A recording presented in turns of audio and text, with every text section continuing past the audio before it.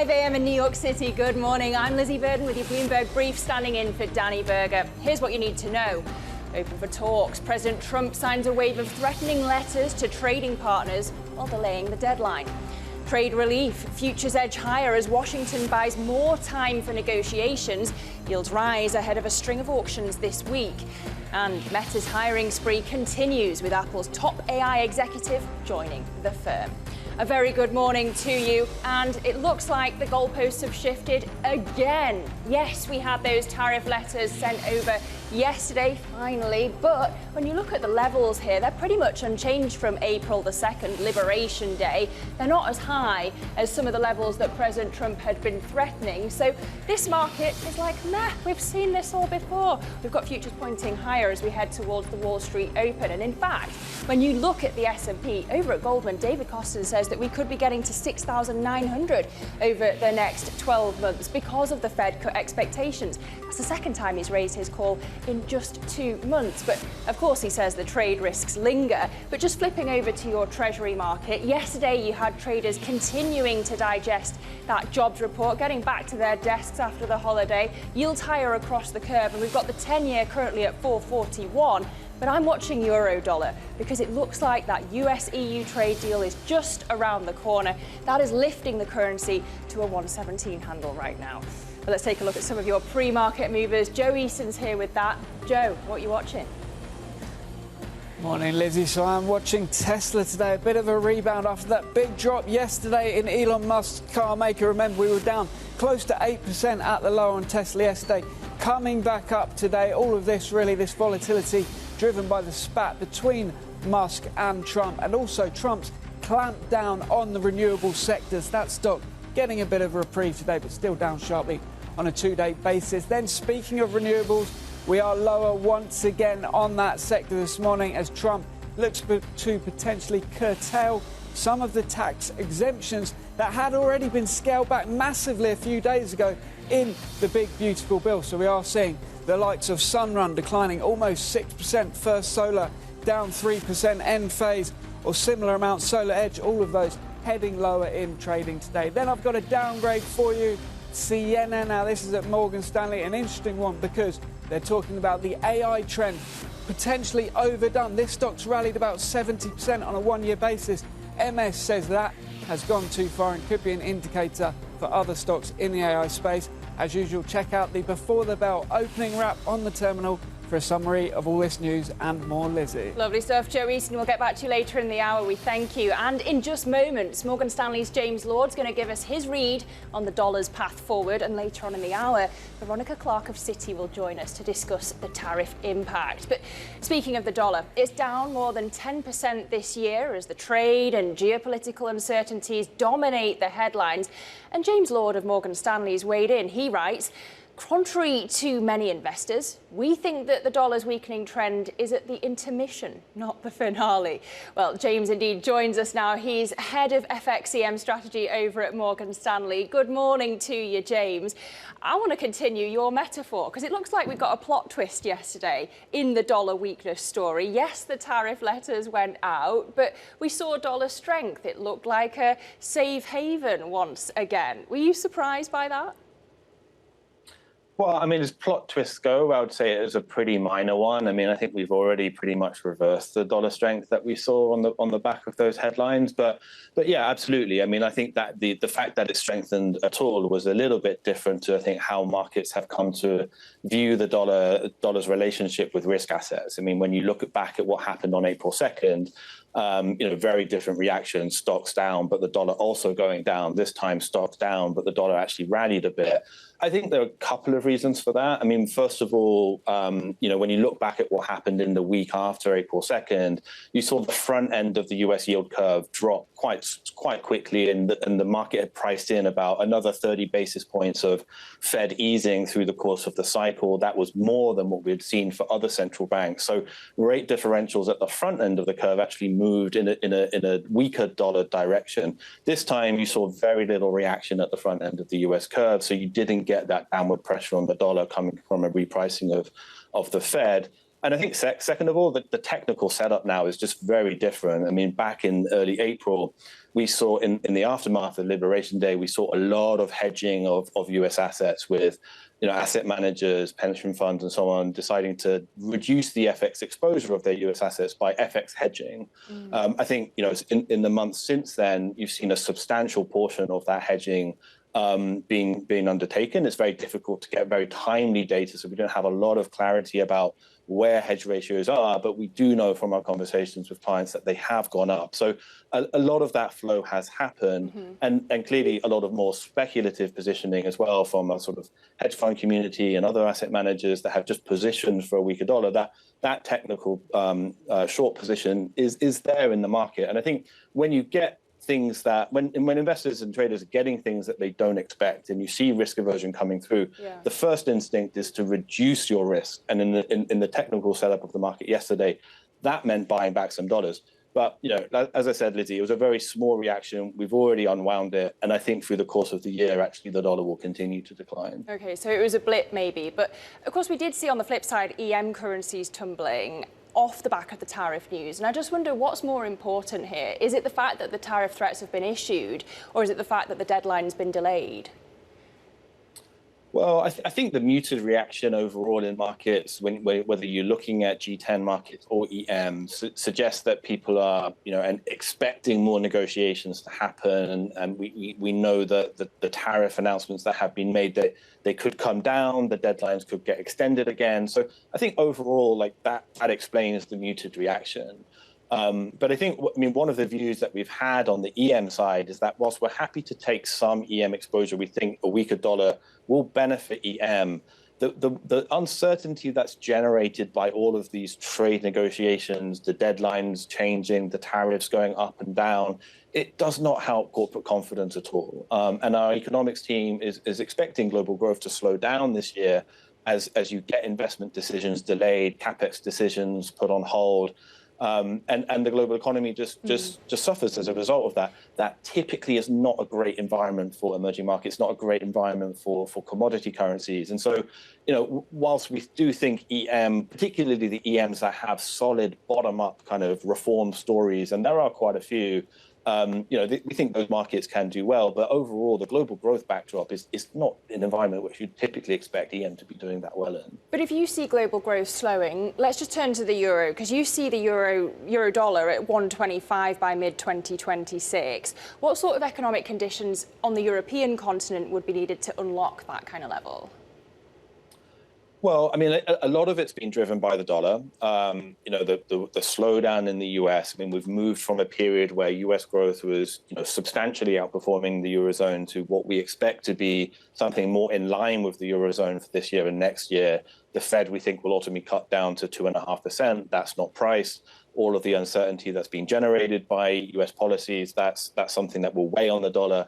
So it's to a large extent a US view, a dollar view that's pushing euro dollar up, and that will weigh on European growth. Our equity strategy team is expecting to see, as we're getting into earnings season now, it'll be really interesting to see how European corporates are guiding in terms of the pass through from FX. Will we see negative earnings guidance and so on? And absolutely, it will put downward pressure on Eurozone inflation and put Eurozone growth under some downward pressure. No question about it. So it might end up resulting in more ECB rate cuts, for example, but that would come in response to currency strength. And it's not something that would push the euro down. It just might moderate how far it goes. But, the ECB is still on the receiving end of this, even if it is a dollar story. And you've had the likes of Luis de Guindos at the ECB warning that, past 120, that's problematic for the Eurozone. He says that it's not just about the level, it's also about the speed of ascent. And I just wonder, in the second half of the year, does the euro's pace of gains slow? Yeah, I think that's the implication of our forecast. Actually, for the end of this year, we've got a 120 target. So, that would suggest that the pace of euro dollar upside is going to really moderate over the second half of the year. I think the risk to 120 being hit might be slightly earlier than the end of the year, but still, I think the pace can slow. We've also We also think the market might be overpricing a bit the chance of the Fed cutting twice this year. It'll be interesting to see how the next inflation print and the FOMC minutes this week go. But I mean, inflation's next week, but FOMC minutes are from tomorrow. That any repricing at the front end of the US curve as well could kind of slow the pace a little bit. So yeah, we could be moving into a slightly different environment, and maybe that's something that would the ECB would be more comfortable with, a slower pace. Absolutely. All right, James, thanks so much for starting your day with us. James Lord of Morgan Stanley. I'll have to catch you in London next time. Well, now to some other top stories trending on the terminal this morning. Apple's top executive in charge of AI models is leaving for Meta. To secure the distinguished engineer, Meta offered a package worth tens of millions of dollars per year. And CEO Mark Zuckerberg has made the AI the top priority at the company as it races to keep pace with rivals like OpenAI and Google. Elsewhere, Porsche is warning of a tough road ahead for sales this year after global deliveries fell 6% in the first half. This was an improvement, though, on the sharper decline recorded in the first quarter. European luxury car makers are losing momentum in the US and continue to fall behind in China, where local brands are taking over. And the Israeli Prime Minister Benjamin Netanyahu says that he's nominated President Trump for the Nobel Peace Prize. In his letter to the committee, Netanyahu said Trump's efforts had, quote, brought about dramatic change and created new opportunities to expand the circle of peace and normalization. Well, coming up on the programme, President Trump leaves the door open for talks while threatening trading partners with higher tariffs. Say firm, but not 100% firm. If they call up and they say, would like to do something a different way, we're going to be open to that. But essentially, that's the way it is right now. That's next. This is Bloomberg.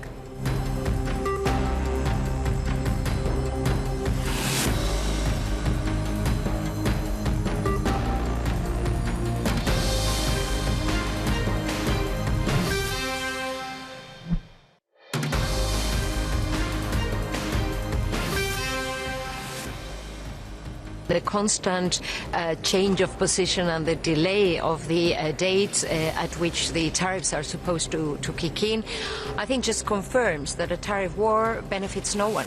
It is really a lose-lose proposition. And from the European Union, we have every interest in finding a good outcome that will continue to preserve free trade. No one is at a trade war. That's according to the European Investment Bank President Nadia Calvino. But it seems the president wasn't listening. He inked that wave of letters threatening key trading partners with high tariff rates again. That's as he signed this executive order to delay the deadline to August 1st, leaving the door open to negotiations. Our team coverage starts right now. Bloomberg's Brendan Murray, who leads our global trade coverage, and Stephen Carroll, who anchors our European radio coverage out of Brussels, join me now. So nice to see you both. And Brendan, I want to start with you, because are these letters from yesterday actually a relief, given that, the deadline's been pushed back to August 1st and the levels are mostly unchanged from August 2nd? They're certainly not as high as threatened.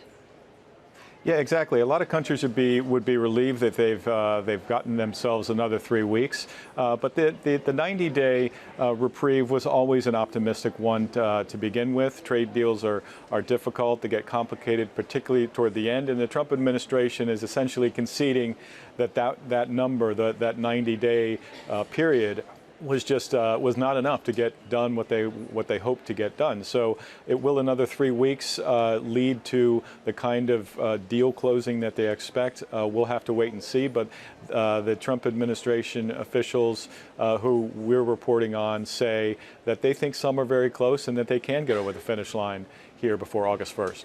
Well, yeah, Brendan, in those 3 weeks, Japan and South Korea have got to, according to the president, open their markets and manufacture more in the US, or at least agree to, or they're going to face 25% tariffs from August the 1st.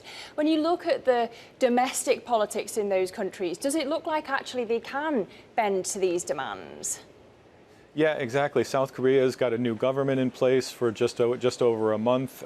Japan has its upper house elections in a couple of weeks, so there's some difficulty there trying to give up too much before voters go to the polls. So there seems to be some hope from both Korea and Japan that they will still continue to negotiate. This is not the end for them. They will send their teams to Washington in the weeks ahead to try to pull this off. But 3 weeks is not much time. And of course, the Trump administration is handling dozens of other countries' requests for some relief from those reciprocal tariffs that President Trump declared on April 2nd would basically be easy to pull off. But I think what they're finding out is that's easier said than done. Stephen, let me bring you in here, because notably there was no letter to Brussels yesterday, and we hear that the two sides are inching towards a deal. Eurodollar's taken it as a positive. What are the remaining sticking points? Well, it's a question, I think, of what aren't the remaining sticking points, because you would hear from the Commission spokespeople yesterday talking about us being near the beginning of the end when it comes to these negotiations. But what they're talking about is, again, only a framework deal that's being viewed as a sort of an interim arrangement here to get the EU past that 1st of August level without tariffs going up. They're aiming for that 10% level, as we've heard, although the key question now is over the carve-outs. Can the EU get the exemptions it wants for aircraft parts, and for wine and spirits? That's the key nut of the negotiations for now. The sticking point, though, I would watch very carefully is the car industry here. We know that several of the big car makers and their capitals representing them had been looking for a kind of a quota system, whereas companies that manufacture more cars in the United States would then be given a certain quota of tax-free exports of cars, or tariff-free, I should say, exports of cars coming from the EU to the US. So that's a key area we don't have hints yet that there's an agreement. What's under negotiation, though, this arrangement, interim deal, whatever you want to call it, is something that there should be some talk to about non-tariff barriers. So we're watching very closely here to see if the EU is going to add any easing on its digital rules, for example, and whether that could be something there's progress on. No sign of any movement on that front for the moment, but the EU is still very optimistic of getting a deal. Finance ministers are meeting here in Brussels this morning. They were getting an update from the Commission before their meeting started, and they were making positive noises going into that meeting about the prospects for a deal to be reached. Well, yeah, you mentioned auto tariffs. Is there a sense, Stephen, in Brussels that they want to wait and see how other countries are treated before they sign up to a deal? I think everyone's watching everyone else in these negotiations, Lizzie, but the European Union knows that it has the upper hand in a lot of ways because it is a very large trading bloc. It is a massive trading relationship between the EU and the United States. So they have more latitude to be able to take a tougher stance. We know they've identified 21 billion euros worth of goods they could hit with retaliatory tariffs, and there's going to be a list of 95 billion more that they could also bring up if things don't go well. They're preparing for all outcomes. So a question, I suppose, as to whether or not anyone else's deal is going to be applicable to a trading bloc as big as the European Union and as complex as the European Union. We'll still have to wait and see how the last, I suppose, minutes or days of those talks work out before we see how different the deal for the EU might be to some of those other ones we've seen. Well, yeah, of course, they've got an eye on Beijing. And Brendan, the US Treasury Secretary Scott Bessent says that he expects to meet his Chinese counterpart in the coming weeks. What are the likely next steps here? Because, of course, they've got to build on what they've already achieved in Geneva and in London.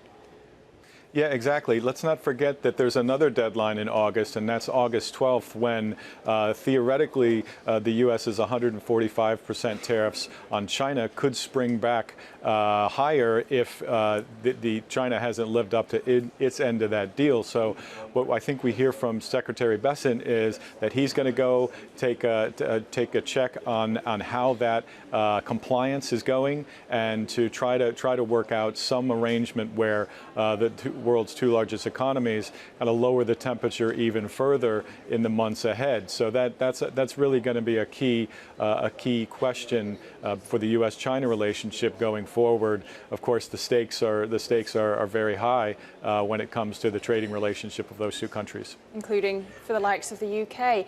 Brendan Murray, Stephen Carroll, so lovely to have your team coverage with us this morning. Thank you both. Now, coming up on the programme, a look at what else is making headlines around the world, including including President Trump making a reversal and giving more weapons to Ukraine. This is Bloomberg.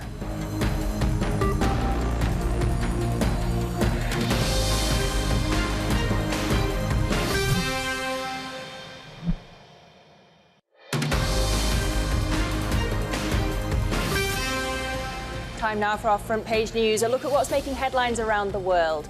First up, on the New York Times, the death toll from a devastating flood in central Texas has risen past 100. That number includes 27 campers and counsellors at Camp Mystic, an all-girls Christian summer camp from which 10 campers and a 19-year-old counsellor remain missing. Even as they continued to project hope, officials in Texas on Monday began suggesting that their efforts were transitioning from rescuing to recovering. Next up, on the Wall Street Journal, President Trump said he'd ship more weapons to Ukraine, marking an apparent reversal after the Pentagon halted flows of some air defense missiles and artillery shells to the country. The president lamented the thousands of people who've been killed and said he wasn't happy with President Putin for keeping up attacks. And the Financial Times reports that Shein privately filed a draft prospectus with Hong Kong's exchange last week. The online retailer filed for a London IPO about 18 months ago, but has been unable to secure regulatory approval. It has filed in Hong Kong in part to try to pressure the UK regulator into compromising on its risk disclosure requirements and keep alive what could be the biggest IPO on the London market in years. Coming up, we're going to speak to Citi's Veronica Clark on the economic impact of the proposed tariffs. That's next. This is Bloomberg.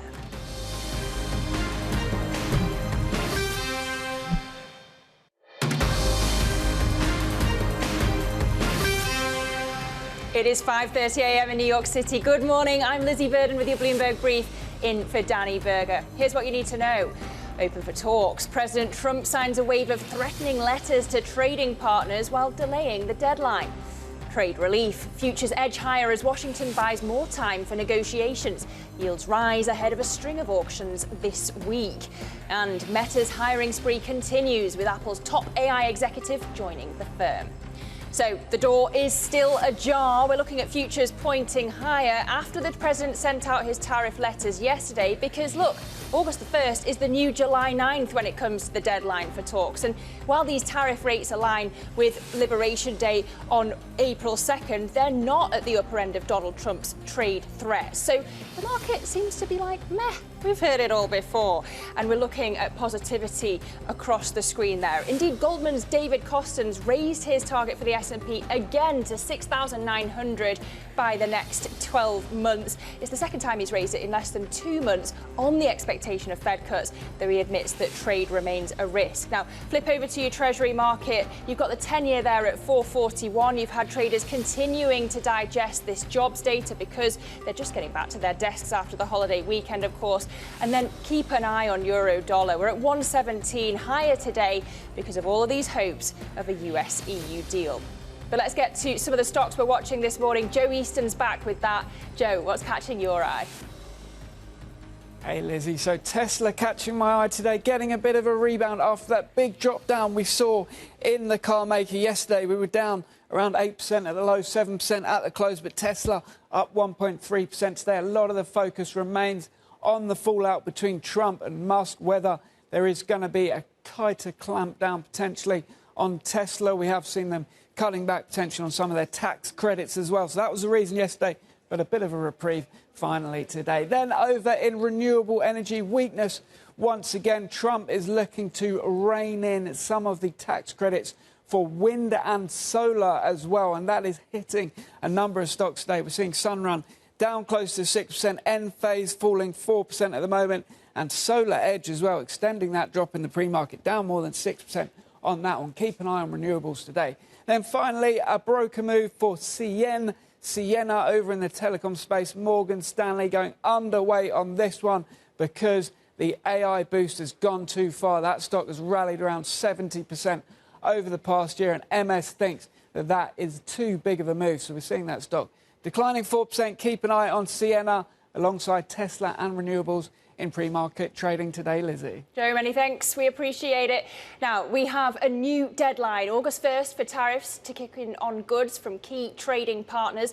That's as President Trump threatens nations with higher rates. Now, ahead of the announcement, Citi's Veronica Clark wrote, quote, "The average effective tariff rate may rise somewhat, but in our base case, we expect that it'll stay around the current 15%. And I'm pleased to say that Veronica joins us now. Veronica, we've got some more news. As of yesterday, the letters went out. We don't have many deals so far, though, only the UK and Vietnam. Right. Do you stand by 15%? Yeah, that's kind of what we're looking at so far. We tried to run the numbers roughly based on those letters that we got yesterday. The trading partners that got new tariffs yesterday, of course, to take effect in August, they're still relatively small, especially when you consider that a lot of the sector-level goods that might be facing other tariffs are carved out for now. So yeah, I think that 15% still somewhat stands, but maybe the risk is that it could be a bit higher. I think it was a bit surprising to see a lot of the announcements yesterday. You know, these tariff rates are not that much different than what we heard on April 2nd. Okay, so maybe a surprise to the upside as things pan out. When we think about the economic impact and when we're going to see it, of course, this time next week we'll get US CPI. Is Yes. that still too soon to see the inflationary impact? I think it's probably still too soon. This is, data for the month of June. Maybe we're starting to see it in some components like car prices. Anecdotally, that seems like maybe some of the first sectors where we would see it. But I think it probably will take maybe more, later in the summer, early fall, especially with all the delays and the tariff uncertainty. I think businesses are going to try to hold off on raising prices as long as they can. This does not seem like a consumer that's particularly strong, and so you don't want to raise prices if you don't have to. And how much is it actually because, you've had all of this rerouting of supply chains since COVID? How much is that providing a buffer? Yeah, it probably is doing some of that. Of course, we had a lot of, heavy reliance on, Chinese production pre-COVID, pre-Trump 1.0 tariffs, and those two events probably had shifted some production away from China. But then we're looking at, still pretty large countries, large tariffs on countries like Vietnam or Cambodia, maybe where that production shifted. So if those tariffs do come into effect, then it's harder to avoid. So we'd usually get you in after the jobs report on a Friday, but of course it was July 4th. Yes. But the effects are still panning out in the market, right? We're still digesting those effects. Yeah. When we look back at it, and as we look ahead to the FOMC minutes this week, do you still see September? Is September when the cuts could start? I think so. These minutes, I think, will sound a bit stale. Of course, we have had that stronger jobs data, although it does look a little bit out of line with other labor market data we've seen. We've seen continuing jobless claims rising. That's not the best sign for hiring trends. But on the surface, the numbers were still strong. But it was an interesting shift. After that June FOMC meeting, which was very neutral, we heard Fed officials really after that meeting turning a bit more dovish, talking about the potential for July, which looks very unlikely now. But I think it was really after that meeting that we heard this more dovish shift towards September. And I think the data will come in line enough that they can still be cutting in September. Okay, interesting. Dovish and divided, I might add. Yeah, they were very divided at that June meeting. This group of people who don't want to cut at all, and then a group of people who maybe want to cut multiple times. So it could be some interesting minutes, but it's really the data the next couple months that will determine that September cut. Well, yeah, it's interesting. Under the hood of the jobs market, you've been flagging the participation rates drop, and I just wonder how much slower immigration under Donald Trump is actually masking the weakness in the labour market. Yeah, that could be some of it. It's really hard in any given month, in the details of the unemployment rate to know what is the exact driver. It was interesting, though, in this June data, yes, we had the decline in the participation rate again. It's been a really large decline the last couple months. But in June specifically, it didn't look so much like immigration. It actually looked like people getting discouraged in leaving the labor market. There was the largest jump in people being discouraged in leaving the labor market on record, essentially. That is just people giving up after looking for work for a while. And yeah, if you're not looking for work, you're not counted as unemployed, but that's not a positive labor market story. So people aren't looking for jobs, but of course we also get the jobless claims numbers. And at the moment, the narrative seems to be that companies aren't hiring or firing. Yes. How much is that because of the tariff uncertainty? Yeah, that could certainly be part of it. Tariff uncertainty, tariff, costs themselves. You're trying to cut labor costs. costs, and so you're not hiring as much. But that low hiring, low firing dynamic has really defined the labor market for the last couple years. And yes, it hasn't changed. Maybe hiring has gotten a bit worse. We would theoretically be on the lookout for a change in that firing dynamic at some point. If businesses are trying to cut labor costs, that layoff is the next natural step. But how much is it also about AI? That you've got AI doing the jobs that humans used to do? There certainly could be some of that also. It's really impossible to put a number to something like that. We don't know how many people would have been hired in the counter scenario. But yeah, maybe that could be part of why younger workers, new graduates are struggling to find work too. Well, let's hope that the AI isn't coming for our jobs anytime soon. Veronica Clark, lovely to see you. That's Citi's Veronica Clark. Now, to some other top stories trending on the terminal this morning. German exports sank more than expected in May as the value of shipments to the US plunged to their lowest level in more than 3 years. Imports sank 3.8%, including a more than 10% drop in sales from the US. Germany is, of course, seen as particularly vulnerable to US tariffs and is still currently subject to sectoral levies on items like cars. Speaking of cars, Porsche is warning of a tough road ahead for its sales this year after global deliveries fell 6% in the first half. This was an improvement, though, on the sharper decline recorded in the first quarter. European luxury car makers are losing momentum in the US and they continue to fall behind in China, where local brands are taking over. And Samsung's profit fell for the first time since 2023, with a 56% plummet in operating income for the June quarter. The firm blamed the sharp decline on inventory write-downs following US curbs on Chinese-bound AI chips.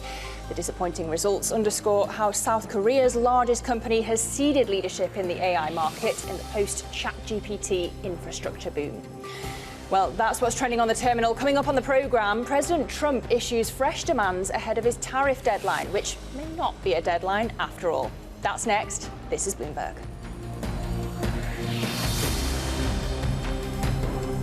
I would say firm, but not 100% firm. If they call up and they say, would like to do something a different way, we're going to be open to that. But essentially, that's the way it is right now.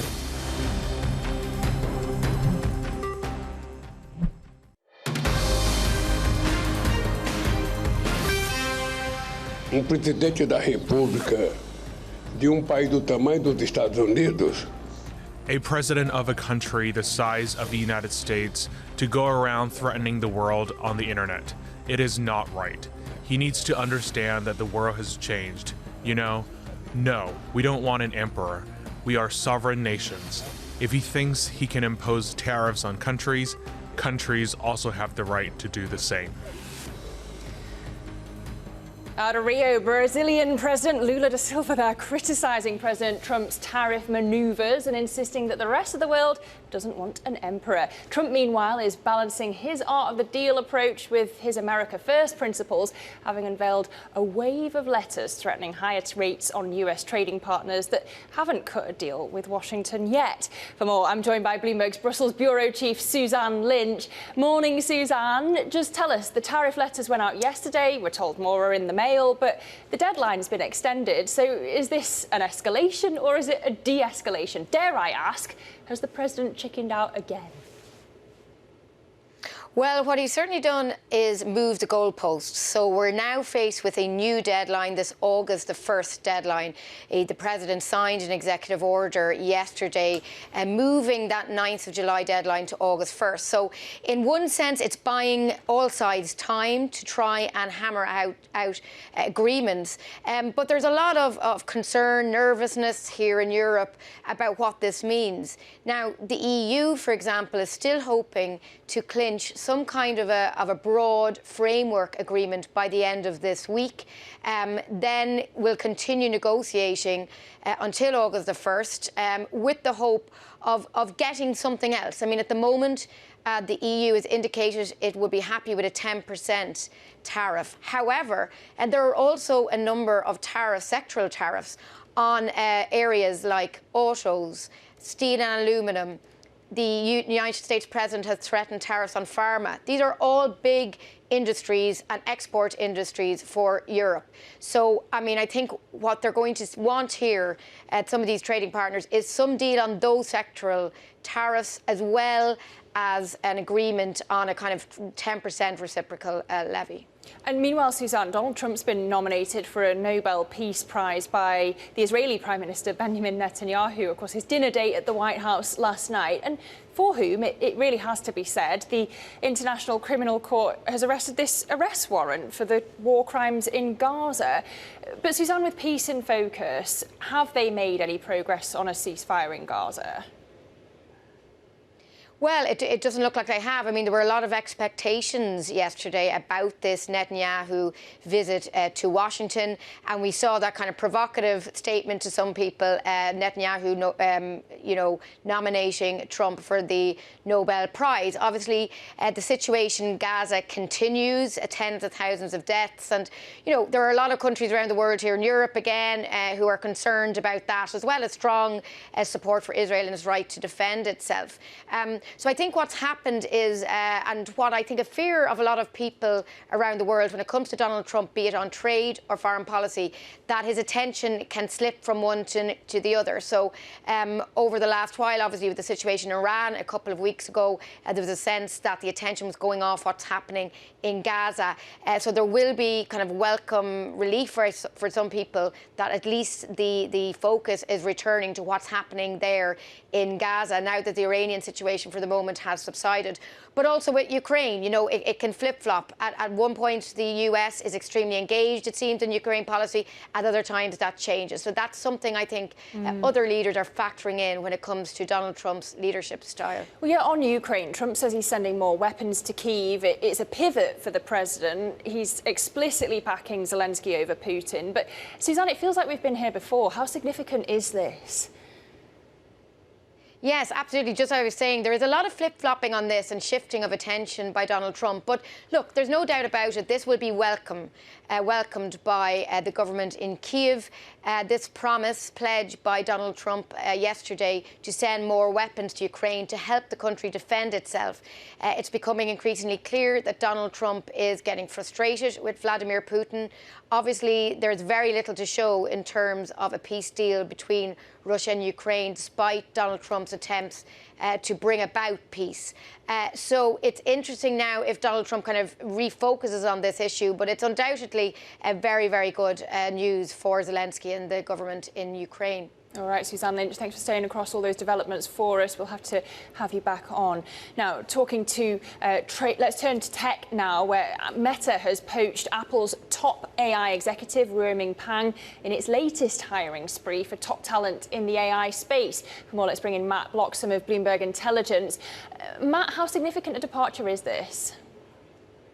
Yeah, I think it is pretty significant, but perhaps not that surprising, because if you look at what Apple's been doing with its AI strategy recently, the group that Pang runs, their own foundation models group, has been largely sidelined as they try to kind of figure out what their right AI strategy is, and yet it's been kind of fairly well known for a while now that Apple's been considering buying in AI platforms more significantly to kind of build out its platform and in particular redesign its Siri project. So I think morale perhaps in this group has been a bit low, and perhaps some of them feeling like their mission, which is maybe to get more into Apple, but artificial general intelligence is perhaps not something that aligns so much with Apple anymore, and are being tempted by these big offers from Meta. Well, yeah, it wasn't long ago that OpenAI's Sam Altman was laughing at Meta for dangling these 9-figure bonuses at his staff to poach them. Does it show that actually Mark Zuckerberg's strategy is working and that OpenAI and Anthropic should be worried? Yeah, I mean, I guess, when you're prepared to kind of get the checkbook out and pay people tens of millions of dollars, inevitably, I think you're going to have a kind of high success rate. I mean, it's interesting, recent comments that have come to light from Sam Altman, suggest that he's not overly worried about these kind of poachers, and that actually he suggested that Meta's had to go some way down their list of priorities to get to get people, and that actually the people that Sam Altman wanted to retain, he's been successful in doing so. But clearly this has impacted them. I think in those same communications internally, Sam Altman was suggesting that they are having a rethink about compensation structure for the whole of their AI research team. So suggesting perhaps there is going to be a pay bump for these people, and also suggesting that there's a huge amount more upside in the OpenAI share price than there is in Meta's. So clearly the message is landing that perhaps compensation needs to change for this caliber of AI engineer. Matt, fantastic analysis. Matt Bloxham of Bloomberg Intelligence there. We thank you.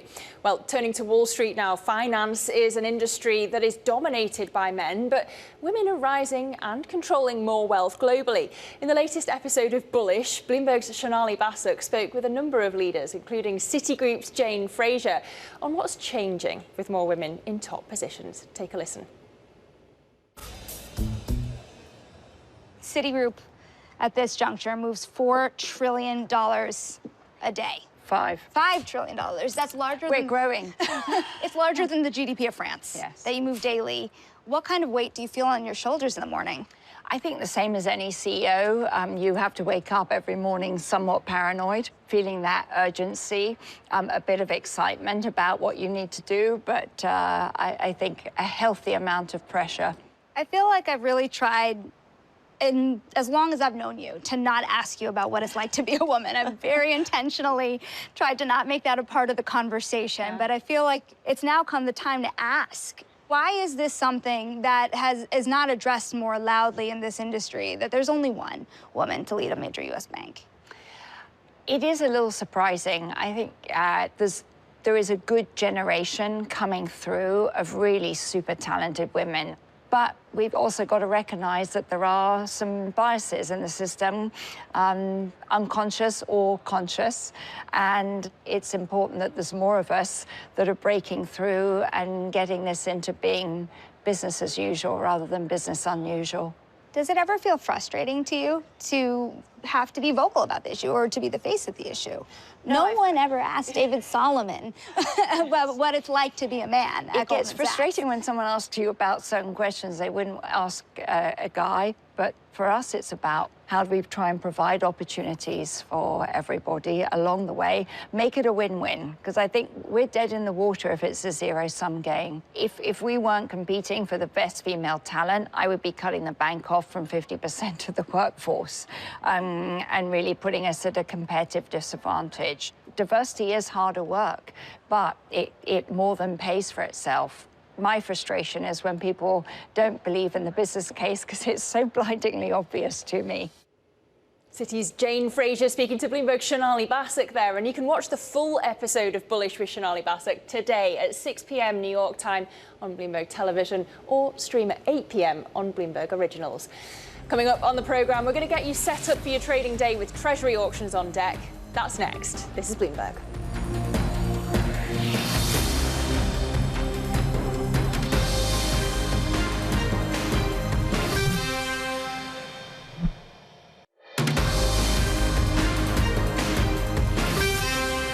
Now a look at what's ahead today. Boeing's second quarter delivery tally expected later on today, and at 1 p.m. Eastern, the Treasury is auctioning $58 billion of three-year notes.